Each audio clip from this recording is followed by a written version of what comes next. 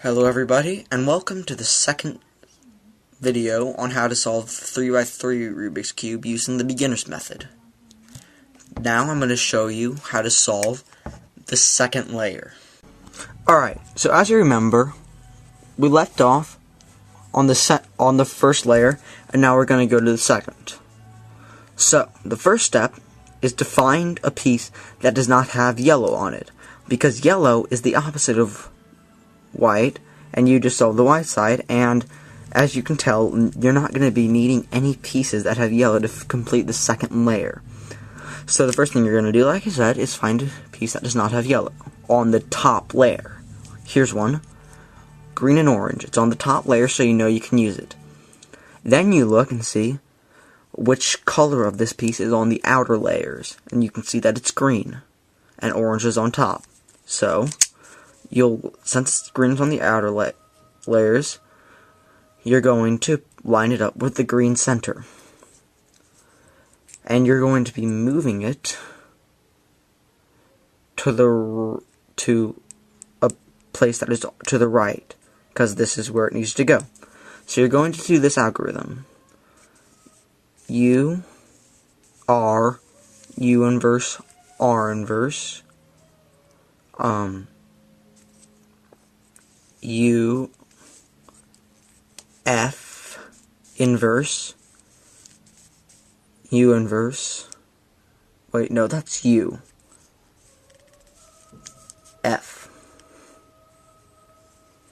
Alright, now I had forgotten to tell you about the front face in the notation, but now you're learning it, so yeah. Now you're going to look for another piece. Here's one. Red and blue. Red is on the outer face, so you're going to line it up with the red center, but this time, as you can see, it is going into a place that is on the left. So you'll just do the mirror of that algorithm. U inverse, L inverse, U, L, then U, F, U inverse, F inverse. Or a more basic way you can remember it, that I like to remember it when I first learned the beginner method, is away from the place you're putting it in, up, back towards, down, and then put the corner back in. Alright, now here's another one. And you're just going to be putting in here. Alright, there you go. Now, in some cases, there will be no more pieces on top, and you won't be completed with the second layer because a piece is still in, and it's not in the right position. So this is the only time where you will use the yellow pieces. You will pretend you are going to be putting this piece in here to get this piece on the top layer. So, you're just going to use the algorithm and put the yellow piece in there so that you can get this piece out. I hope you remember it.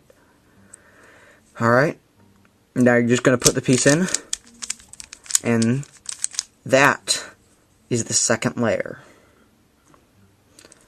Now, before I end the video, I'm going to show you one very basic algorithm to get you started on the top layer.